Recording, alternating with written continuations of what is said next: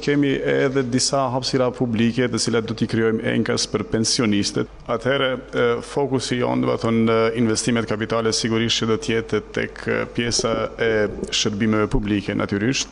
Do të kemi ndërtimin e disa këndeve për lojra dhe parkingje në hapësirat publike, të cilët realisht i mungojnë Rahovecit.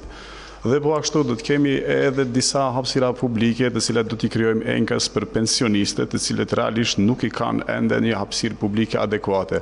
Është rregulluar një shtëpi e dedikuar nga qeverisja aktuale e zotit Latifi, por që asnjëherë, domethënë, nuk ka gjetur një mbështetje ose një pranim, domethënë, të një objekti i cili është ndërtuar, domethënë, në periferitë e qytetit. Gjithashtu do të krijojmë edhe parqe të ndryshme të cilat janë ekzistuese brenda qytetit ose brenda lagjeve, por nëse janë aty, domethënë, ne edhe do t'i mirëmbajmë natyrisht.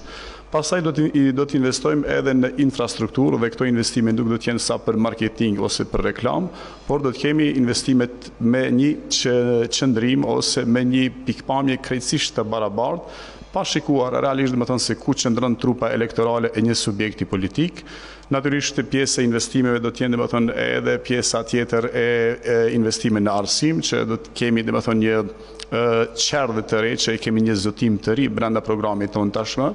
Një qerdhe është duke u ndërtuar e re në lagjen e epërme të Rahovecit, megjithatë, domethënë, edhe një qerdhe e tjetër, domethënë, e tretë do të jetë pjesë e programit tonë që do të investojmë, sepse ekziston një deficit i qerdheve në komunën e Rahovecit, për shkak që edhe edukatorët e reja nuk gjejnë punë në tregun e punës brenda, do të kenë hapësirë dhe mundësi që të punësohen. Megjithatë, duke ditur edhe qasjen në treg të gjinisë femërore sot në punë të ndryshme, është nevojë imediate që të krijojmë edhe një qerdhe. Natyrisht e kemi tashmë një zotim publik si një lajm më i mirë që kemi marrë deri tani nga qeveria qendrore, që do të kemi edhe zgjerim të ujitjes së tokave bujqësore me një fokus të veçantë, domethënë, në përqendrim edhe me